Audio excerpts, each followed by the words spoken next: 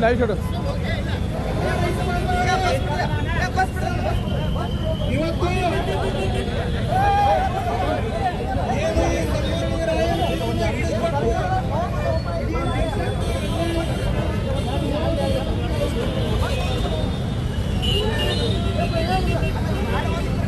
पटपट के इंपोर्टेंट है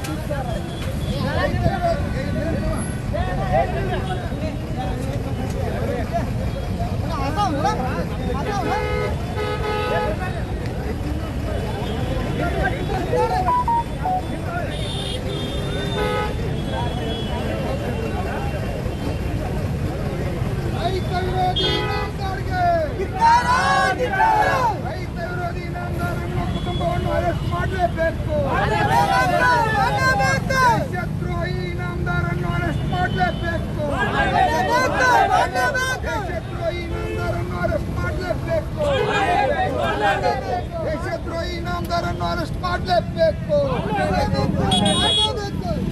ಜಿಲ್ಲಾಧಿಕಾರಿ ಮೇಲೆ ಕೇಸ್ ಮಾಡಿರ್ತಕ್ಕಂಥ ಇನಾಮದಾರನ್ನು ಅರೆಸ್ಟ್ ಮಾಡಲೇಬೇಕು.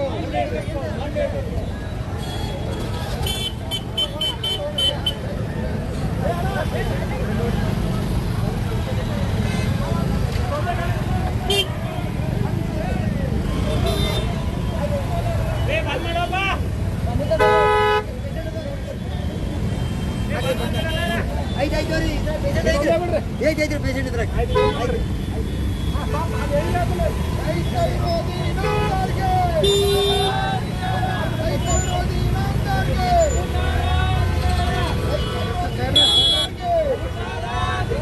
ರೈತ ವಿರೋಧಿ ಇನಾಮದಾರನ್ನು ಅರೆಸ್ಟ್ ಮಾಡಲೇಬೇಕು. ರೈತ ವಿರೋಧಿ ಇನಾಮದಾರನ್ನು ಅರೆಸ್ಟ್ ಮಾಡಲೇಬೇಕು. ರೈತ ದ್ರೋಹಿ ಮತ್ತು ದೇಶದ ದ್ರೋಹಿ ಇನಾಮದಾರನ್ನು ಅರೆಸ್ಟ್ ಮಾಡಲೇಬೇಕು.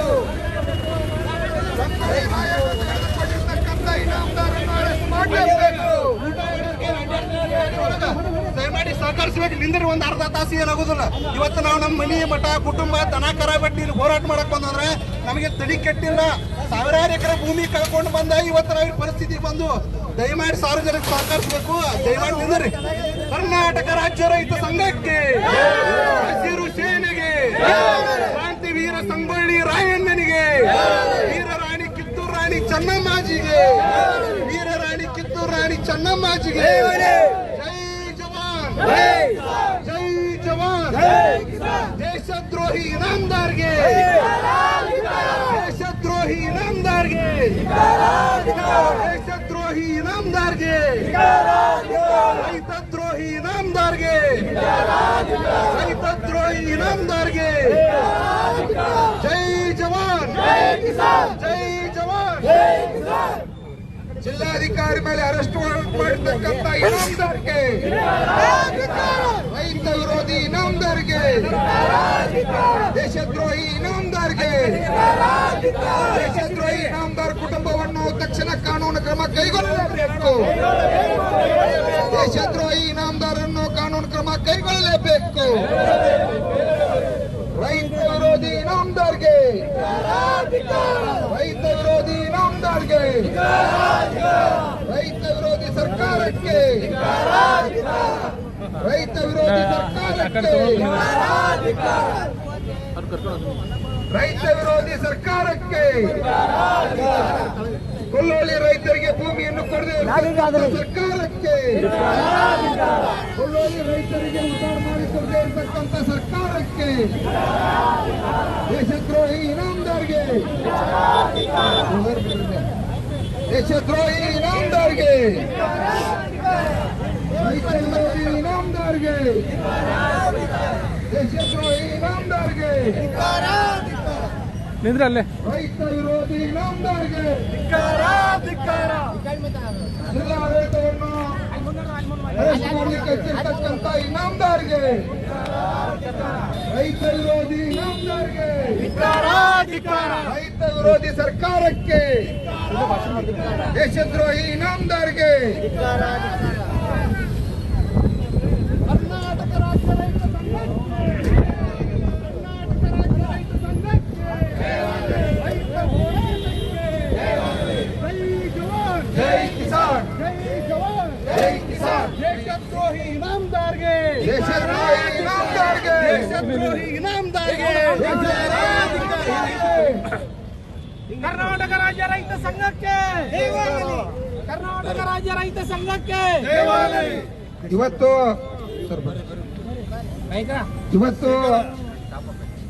ನಾವೆಲ್ಲ ಚೆನ್ನಮ್ಮ ಸರ್ಕಲ್ ಅನ್ನು ಬಂದ್ ಮಾಡಿ ಹೋರಾಟ ಮಾಡುವಂತ ಸಂದರ್ಭನ ನಾವೆಲ್ಲರೂ ಕೂಡ ಇವತ್ತ ಅರ್ಥ ಮಾಡ್ಕೋಬೇಕಾಗಿತ್ತು.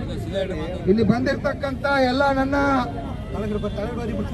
ಕರ್ನಾಟಕ ರಾಜ್ಯ ರೈತ ಸಂಘದ ಮತ್ತು ಹುಲ್ಲೋಳಿ ಗ್ರಾಮದ ಬಂದಿರತಕ್ಕಂತ ಎಲ್ಲ ನನ್ನ ರೈತ ಬಂಧುಗಳೇ, ಪೊಲೀಸ್ ಅನ್ನ ತಮ್ಮಂದಿರೇ, ಪತ್ರಿಕಾ ಮಿತ್ರರೇ, ಎಲ್ಲರಿಗೂ ಕೂಡ ನಮಸ್ಕಾರನ ಹೇಳುತ್ತಾ, ಇವತ್ತು ಏನು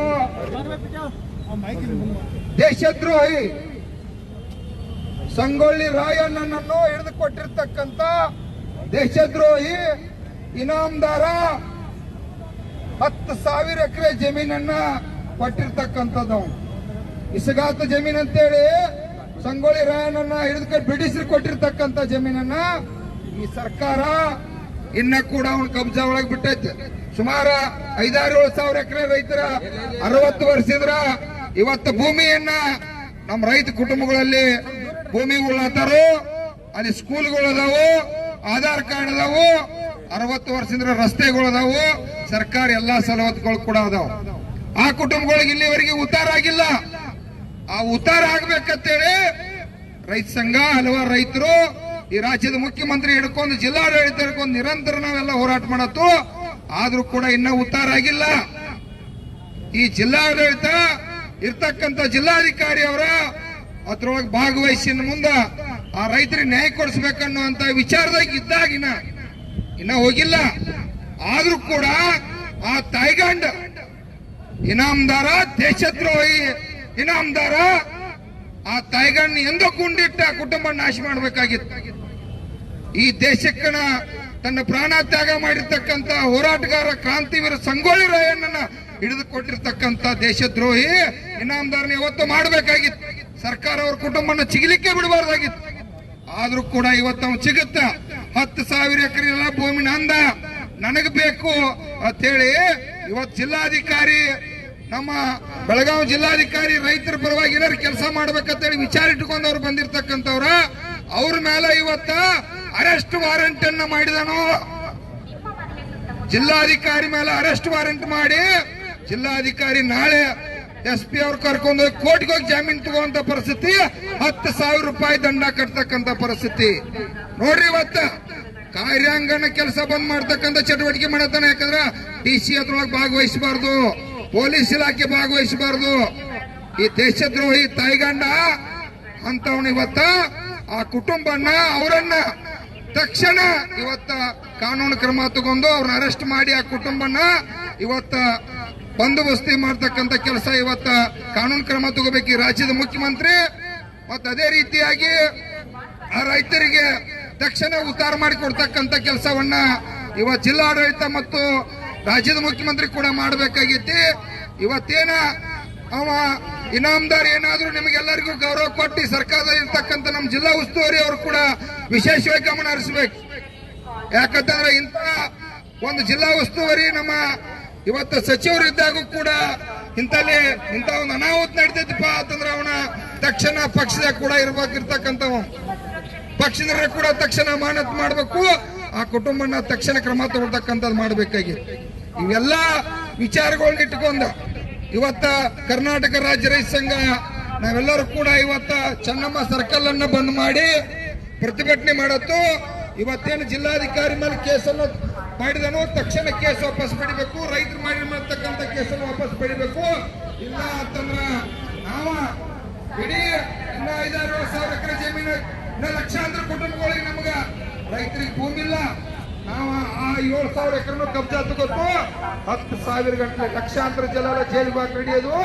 ಮತ್ತ ಇನ್ನ 5-6-7 ದಿವಸನಾಗ ಅವನ ಮೇಲೆ ಏನಾರ ಕಾನೂನು ಕ್ರಮ ಆಗಿ ಅವರೆಲ್ಲ ಒಳಗೆ ಹೋಗ್ಲಿಲ್ಲ ಅಂತಂದ್ರ ಅವನ ಮನೆಗೆ ರಾಜ್ಯದಾಗಿರ್ತಕ್ಕಂಥ ಎಲ್ಲ ರೈತ ಪರ ಸಂಘಟನೆಗಳು, ಕನ್ನಡ ಪರ ಸಂಘಟನೆಗಳು, ದಲಿತ ಪರ ಸಂಘಟನೆಗಳನ್ನೆಲ್ಲ ಕರ್ಕೊಂಡ ಅವನ ಮನೆಗೆ ಹೋಗಿ ಅವನ ಮನೆ ಮುಂದೆತ್ತ ಹೋಗೋಂತ ಕಾರ್ಯಕ್ರಮವನ್ನ ಇವತ್ತು ರೈತ ಸಂಘ ಮಾಡಬೇಕಾಗತ್ತೆ ಅನ್ನುವಂಥದ್ದು ಇವತ್ತ ಆ ಇನಾಮದಾರಿಗೆ ಎಚ್ಚರಿಕೆ ಕೊಡ್ತಾ ಇದ್ದೀವಿ. ಈ ರಾಜ್ಯದ ಮುಖ್ಯಮಂತ್ರಿ ಕೂಡ ಇದನ್ನ ಗಂಭೀರವಾಗಿ ಇದನ್ನ ವಿಚಾರಣೆ ಮಂಡನೆ ಮಾಡಬೇಕು, ಈ ರಾಷ್ಟ್ರಪತಿನೂ ಮಾಡಬೇಕು, ಪ್ರಧಾನಮಂತ್ರಿ ಅವರು ಮಾಡಬೇಕು, ರಾಜ್ಯಪಾಲ ಅವರು ಮಾಡಬೇಕು, ಇದನ್ನ ಮುಖ್ಯಮಂತ್ರಿ ಅವರು ಕೂಡ ಮಾಡ್ಬೇಕಂತೇಳಿ ಸರ್ಕಾರಕ್ಕೆ ಒತ್ತಾಯ ಮಾಡ್ತಾ ಇವತ್ತ ನಮ್ಮ ರಾಷ್ಟ್ರಪತಿ ಇರಲಿ, ರಾಜ್ಯಪಾಲ ಇರಲಿ, ಸುಗ್ರೀವಾಜ್ಞೆ ಪ್ರಕಾರ ಜಾರಿಗೊಳಿಸಿ ಅದೇನು 12,000 ಎಕರೆ ಜಮೀನು ಐತಿ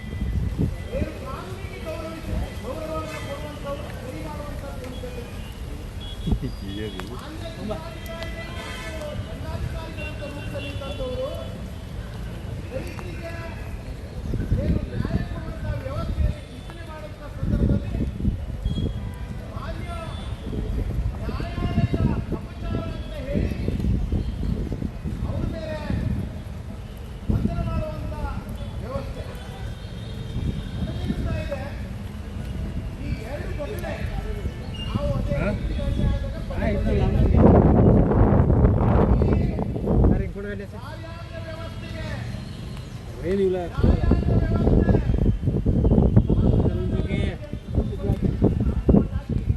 पाणी घेताना शिफ्ट करायचा का देऊ थोडं काय कोणा वाटलं त्यांनी काय ಸಂದರ್ಭನ್ನ ನಾವೆಲ್ಲರೂ ಕೂಡ ಇವತ್ತು ಅರ್ಥ ಮಾಡ್ಕೋಬೇಕಾಗಿತ್ತು. ಇಲ್ಲಿ ಬಂದಿರತಕ್ಕಂತ ಎಲ್ಲ ನನ್ನ ರಾಜ್ಯ ಕರ್ನಾಟಕ ರಾಜ್ಯ ರೈತ ಸಂಘದ ಮತ್ತು ಹುಲ್ಲೋಳಿ ಗ್ರಾಮದ ಬಂದಿರತಕ್ಕಂತ ಎಲ್ಲ ನನ್ನ ರೈತ ಬಂಧುಗಳೇ, ಪೊಲೀಸ್ ಅಣ್ಣ ತಮ್ಮಂದಿರೇ, ಪತ್ರಿಕಾ ಮಿತ್ರರೇ, ಎಲ್ಲರಿಗೂ ಕೂಡ ನಮಸ್ಕಾರ ಹೇಳುತ್ತಾ ಏನು ದೇಶದ್ರೋಹಿ ಸಂಗೊಳ್ಳಿ ರಾಯಣ್ಣನನ್ನು ಹಿಡಿದುಕೊಟ್ಟಿರ್ತಕ್ಕಂಥ ದೇಶದ್ರೋಹಿ ಇನಾಮದಾರ 10,000 ಎಕರೆ ಜಮೀನನ್ನ ಕೊಟ್ಟಿರ್ತಕ್ಕಂಥದ್ದು ಇಸಗಾತ ಜಮೀನ್ ಅಂತೇಳಿ ಸಂಗೊಳ್ಳಿ ಕೊಟ್ಟಿರ್ತಕ್ಕಂಥ ಜಮೀನನ್ನ ಈ ಸರ್ಕಾರ ಇನ್ನ ಕೂಡ ಅವನು ಕಬ್ಜಾ ಒಳಗೆ ಬಿಟ್ಟೈತಿ. ಸುಮಾರು 5,000-7,000 ಎಕರೆ ರೈತರ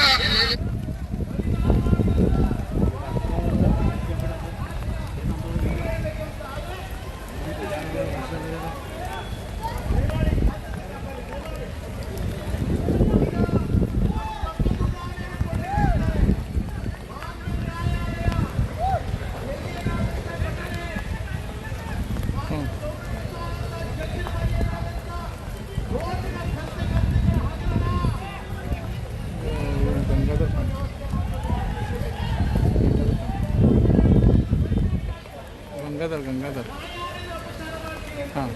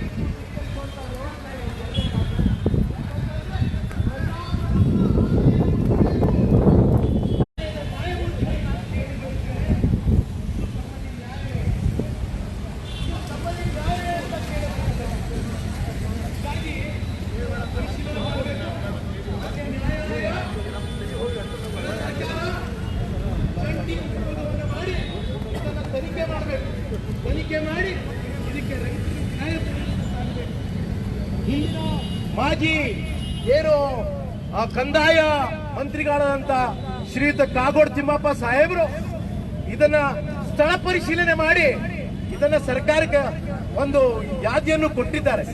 ಅದನ್ನ ನೀವು ಇದು ಮಾಡಲಿಲ್ಲ. ಅದನ್ನು ನಾವು ಗಣನೆಗೆ ತೆಗೆದುಕೊಂಡಿಲ್ಲ. ಸರ್ಕಾರ ಗಣನೆಗೆ ತೆಗೆದುಕೊಂಡಿಲ್ಲ.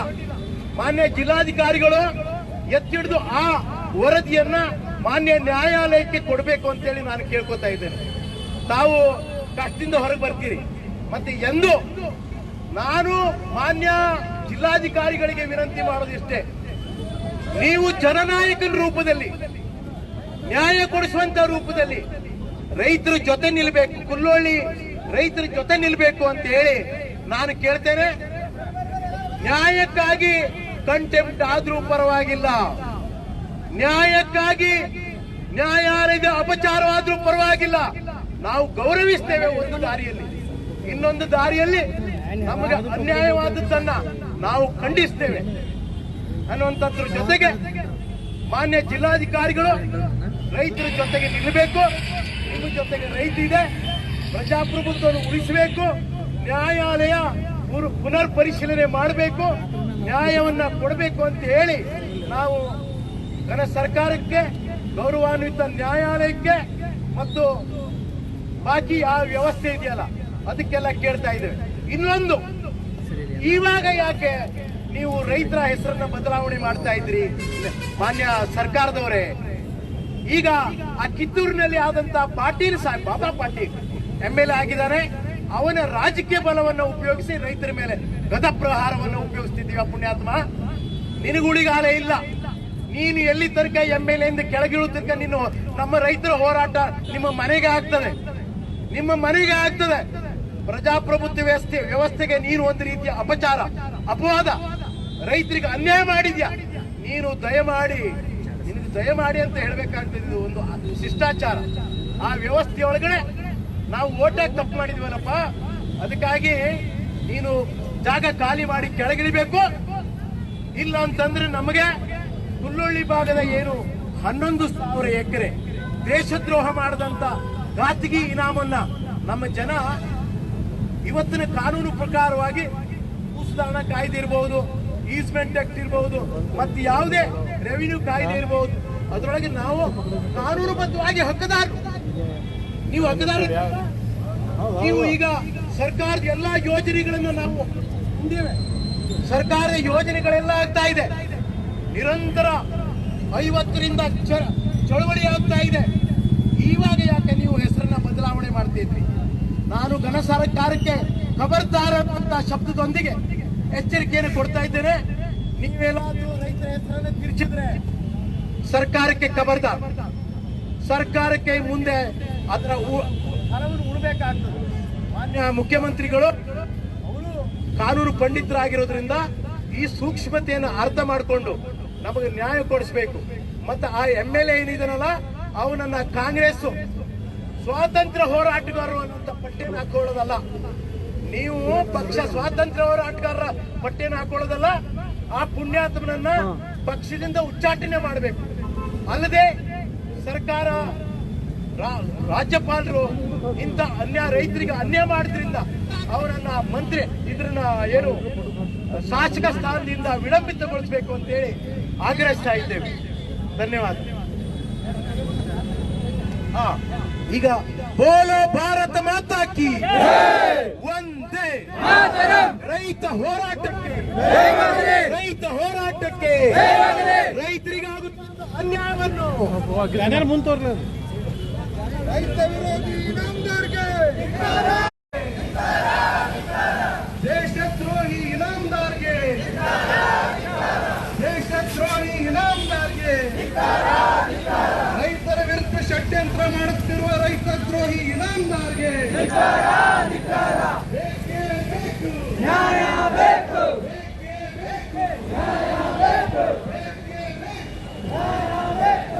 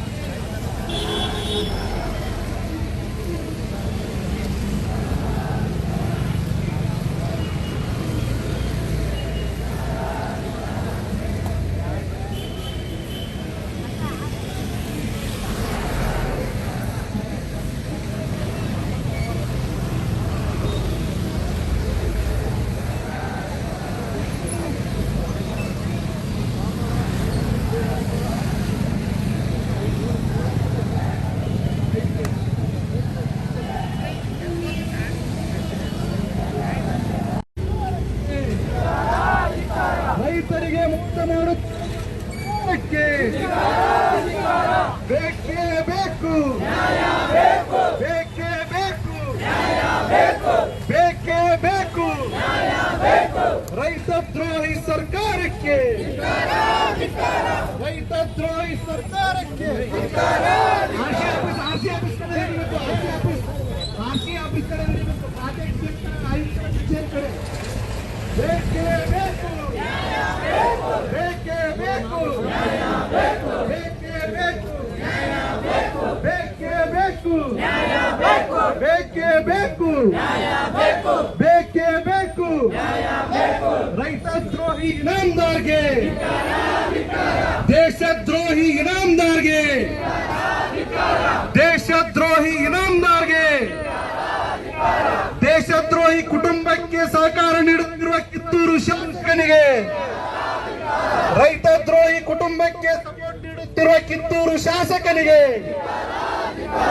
ರೈತ ದ್ರೋಹಿ ಕಿತ್ತೂರು ಶಾಸಕನಿಗೆ ರೈತ ದ್ರೋಹಿ ಕಿತ್ತೂರು ಶಾಸಕನಿಗೆ ದೇಶದ್ರೋಹಿ ಇನಾಮದಾರ್ಗೆ ವೀರರಾಣಿ ಕಿತ್ತೂರು ರಾಣಿ ಚೆನ್ನಮ್ಮಾಜಿ ಅವರಿಗೆ ವೀರರಾಣಿ ಕಿತ್ತೂರು ರಾಣಿ ಚೆನ್ನಮ್ಮಾಜಿ ಅವರಿಗೆ ಕ್ರಾಂತಿವೀರ ಸಂಗೊಳ್ಳಿ ರಾಯಣ್ಣನಿಗೆ ಕ್ರಾಂತಿವೀರ ಸಂಗೊಳ್ಳಿ ರಾಯಣ್ಣನಿಗೆ ಇವತ್ತಿನ ಏನು ಹೋರಾಟದ ಬಗ್ಗೆ ಈಗಾಗಲೇ ಸುದೀರ್ಘವಾಗಿ ನಮ್ಮ ರಾಜ್ಯಾಧ್ಯಕ್ಷರಾದಂತಹ ಚುನಪ್ಪ ಪೂಜಾರಿ ಅವರು ಹಾಗೂ ನಮ್ಮ ರಾಷ್ಟ್ರೀಯ ನಾಯಕರಾದ ಪ್ರಕಾಶ್ ನಾಯಕ್ ಅವರು ಸುದೀರ್ಘವಾಗಿ ತಮ್ಮ ಮುಂದೆ ಎಲ್ಲ ವಿಷಯವನ್ನು ಇಟ್ಟಿದ್ದಾರೆ. ಎಲ್ಲ ಪತ್ರಿಕಾ ಮಿತ್ರರಾಗಿರ್ಬೋದು, ಪೊಲೀಸ್ ಮಿತ್ರರಾಗಿರ್ಬೋದು, ಮೋಸ್ಟ್ಲಿ ಪ್ರಾದೇಶಿಕ ಆಯುಕ್ತರಿಗೂ ಇಲ್ಲಿವರೆಗೂ ಕೇಳಿಸ್ದಂಗೆ ಕಾಣ್ತದೆ. ಯಾಕಂದ್ರೆ ಇವತ್ತು ಜಿಲ್ಲೆಯ ದಂಡಾಧಿಕಾರಿ DC ಅವರ ವಿರುದ್ಧ ಏನು ಈ ಕಿತ್ತೂರು ಶಾಸಕ ಮತ್ತು ಇನಾಮದಾರ್ ಕುಟುಂಬ ಸೇರಿ ಏನು ಉಚ್ಚ ನ್ಯಾಯಾಲಯದಿಂದ ಇವತ್ತು ವಾರೆಂಟಿಯನ್ನು ಇಶ್ಯೂ ಮಾಡಿದೆ, ಹಾಗೂ ಈ ರೈತರ 11,000 ಎಕರೆ ಜಮೀನನ್ನು ಕಬಳಿಸಲಿಕ್ಕೆ ಏನು ಹುನ್ನಾರ ಮಾಡ್ತಾ ಇದ್ದೀರಾ, ಇದರ ವಿರುದ್ಧ ರೈತರು ಹಾಗೂ ಕರ್ನಾಟಕ ರಾಜ್ಯ ರೈತ ಸಂಘ ಯಾವತ್ತೂ ಸುಮ್ಮನಿರುವುದಿಲ್ಲ. ಈ ರೈತರ ಜಮೀನಲ್ಲಿ 1 ಗುಂಟೆ ಜಮೀನನ್ನು ಕೂಡ ಈ ದೇಶದ್ರೋಹಿ, ಈ ರೈತ ದ್ರೋಹಿ ಇನಾಮದಾರ್ ಕುಟುಂಬಕ್ಕೆ ಯಾವತ್ತೂ 1 ಗುಂಟೆ ಜಾಗವನ್ನ ರೈತರು ಬಿಟ್ಟು ಕೊಡುವುದಿಲ್ಲ.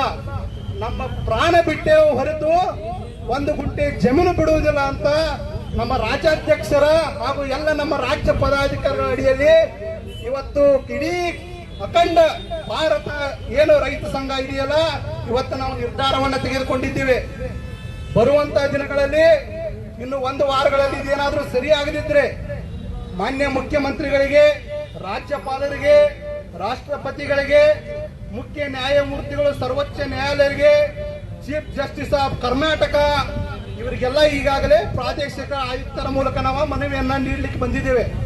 ಇದೇನಾದ್ರೂ ಸರಿ ಆಗದಿದ್ರೆ ಇನ್ನು 1 ವಾರದಲ್ಲಿ ನಮ್ಮ ಅಧ್ಯಕ್ಷರು ಹೇಳಿದಾಗಲೇ ಅವ ಏನು ಇನಾಮದಾರ ಏನೈತೆ ಅವಾಗ ಗುಂಡಿಕ್ಕೆ ಕೊಲ್ಲಬೇಕಾಗಿತ್ತು. ಆದ್ರೆ ಇವತ್ತು ನಾವು ಅವನನ್ನ ಕಾನೂನಿಗೆ ಕೈ ಎತ್ತುಕೊಳ್ಳುವಂತ ಪರಿಸ್ಥಿತಿ ಬಂದು ಒದಗ್ತದ. ಅವನ ಮನೆಗೆ ನಿಂತ ಬೈಕೋದು ಸತ್ತಾಗ ಹಲಿಗೆ ಕಾರ್ಯಕ್ರಮ ಏನ್ ಮಾಡ್ತೀವಲ್ಲ ಆ ಕಾರ್ಯಕ್ರಮವನ್ನ ಮಾಡಬೇಕಾಗತ್ತೆ ನಾವೆಲ್ಲರೂ. ದಯಮಾಡಿ ಉಚ್ಚ ನ್ಯಾಯಾಲಯ ನ್ಯಾಯಮೂರ್ತಿಯವರಿಗೆ ನಾನು ಒಂದು ಸಲಹೆ ಅಥವಾ ಮನವಿ ಏನಂದ್ರ, ಯಾಕಂದ್ರೆ ತಾವು ದೊಡ್ಡ ಜನ, ನಾವು ಮನವಿ ಮಾಡ್ಕೊಳ್ಬಹುದು ಅಷ್ಟೇ, ತಮಗೆ ಆರ್ಡರ್ ಮಾಡಕ್ಕೆ ನಮ್ಮ ಕಡೆ ಅಧಿಕಾರವನ್ನ ಈ ದೇಶದ ಪ್ರಜಾಪ್ರಭುತ್ವದಲ್ಲಿ ಹಾಗೂ ಈ ಸಂವಿಧಾನದಲ್ಲಿ ನಮಗೆ ನೀಡಿಲ್ಲ. ಅದಕ್ಕೆ ನಾನು ಹೇಳೋದು ಮನವಿ ಅಂದ್ರೆ, ದಯಮಾಡಿ ಜಿಲ್ಲಾಧಿಕಾರಿಗಳು ಏನು ಆರ್ಡರ್ ಇಶ್ಯೂ ಮಾಡಿರಲಿಲ್ಲ, ಯಾವುದೇ ರೀತಿಯ ಮಾಡಿಲ್ಲ. ಈ ದೇಶದ, ಈ ರಾಜ್ಯದ, ಈ ಜಿಲ್ಲೆಯ ಕಾನೂನು ಸುವ್ಯವಸ್ಥೆ ಹಾಳಾಗಬಾರದು ಅಂತ ಹೇಳಿ ರೈತರು ಮತ್ತು ಇನಾಮದಾರ್ ನಡುವೆ ಕಿತ್ತೂರು ಶಾಸಕನ ಸಮ್ಮುಖದಲ್ಲಿ 2 ಬಾರಿ ಮೀಟಿಂಗ್ ಅನ್ನ ಏರ್ಪಡಿಸಿದ್ರು. ಒಂದು ಮೀಟಿಂಗ್ ಬರಲ್ಲ, ಒಂದು ಮೀಟಿಂಗ್ಗೆ ಶಾಸಕರು ಬಂದಿದ್ರು. ಆ ಸಂದರ್ಭದಲ್ಲಿ ರೈತರ ನಮ್ಮ ನಿಲುವನ್ನು ನಾವು ಸ್ಪಷ್ಟಪಡಿಸಿದ್ವಿ. ಆದ್ರೆ ಆ ಶಾಸಕನಿಗೆ, ಆ ಇನಾಮದಾರ್ ಕುಟುಂಬಕ್ಕೆ ಅದು ಸಲ್ಲಲಿಲ್ಲ ಅನ್ಸತ್ತೆ. ಅದಕ್ಕೆ ಈ ಜಿಲ್ಲಾಧಿಕಾರಿಗಳ ವಿರುದ್ಧ ಹುನ್ನಾರ ಮಾಡಿದ್ದಾರೆ. ದಯಮಾಡಿ ನ್ಯಾಯಮೂರ್ತಿಗಳಿಗೆ ನಾನೊಂದು ಪ್ರಶ್ನೆ ಕೇಳಕ್ ಬಯಸ್ತೀನಿ. ತಾವು ತಮ್ಮ ಇದರಲ್ಲಿ ತಾವು ಲೋಕ ಅದಾಲತವನ್ನು ಏರ್ಪಡಿಸ್ತೀರಾ ಇಲ್ವಾ? ತಾವು ಹಾಗಾದ್ರೆ ಅಲ್ಲಿ ನೀವು ಏನು ಕೆಲಸ ಮಾಡಿದಂಗ ಆ ರೀತಿ ಸಹಕಾರ ಸಹಬಾಳ್ವೆ ಆಗಬೇಕಂದ್ರೆ ರೈತ ಪರವಾಗಿ ದಯಮಾಡಿ ಕೆಲಸವನ್ನು ಮಾಡಿ. ಮೊನ್ನೆ ಜೈ ಕಿಸಾನ್ ಕೂಡ ನೀವು ಒಂದು ಶುಂಠಿ ಆರ್ಡರ್ ಅನ್ನ ಇಶ್ಯೂ ಮಾಡಿದ್ರು, ವೆಸ್ಟ್ ಬೆಂಗಾಲ್ ಆರ್ಡರ್ ತಗೊಂಡು. ಆ ರೀತಿ ತಳಬುಡ ನೋಡ್ಲಾರ್ದೆ ದಯವಿಟ್ಟು ಯಾವುದೇ ಆರ್ಡರ್ ಅನ್ನ ಮಾಡಬೇಡಿ. ಸಂಪೂರ್ಣವಾಗಿ ಕೂಲಂಕುಷವಾಗಿ ತಮ್ಮ ನ್ಯಾಯಮೂರ್ತಿಗಳ ಸಮ್ಮುಖದಲ್ಲೇ ಒಂದು ಸ್ಥಳ ವರದಿ ಪರಿಶೀಲನೆ ಅಂತೇಳಿ ಒಂದು ಸಮಿತಿಯನ್ನ ರಚನೆ ಮಾಡಿ ಅಲ್ಲಿ ನ್ಯಾಯಾಂಗ ತನಿಖೆಗೆ ಅವಾಗ ತಗೊಂಡು ಹೋಗಿ ತಪ್ಪಿತಸ್ಥರ ವಿರುದ್ಧ ಕ್ರಮ ಕೈಗೊಳ್ಳಿ, ಅದಕ್ಕೆ ಯಾವುದೋ ನಮ್ದು ಅಭ್ಯಂತರ ಇಲ್ಲ ಅಂತ ಅಧ್ಯಕ್ಷರ ಆದಿ ಅಡಿಯಲ್ಲಿ ಮುಂದೆ ಅವರಿಗೆ ಹಸ್ತಾಂತರ ಮಾಡ್ತಿದ್ದೇನೆ. ದಯಮಾಡಿ RC ಅವರು ಇಲ್ಲಿ ಬರಬೇಕಾಗಿ ವಿನಂತಿ.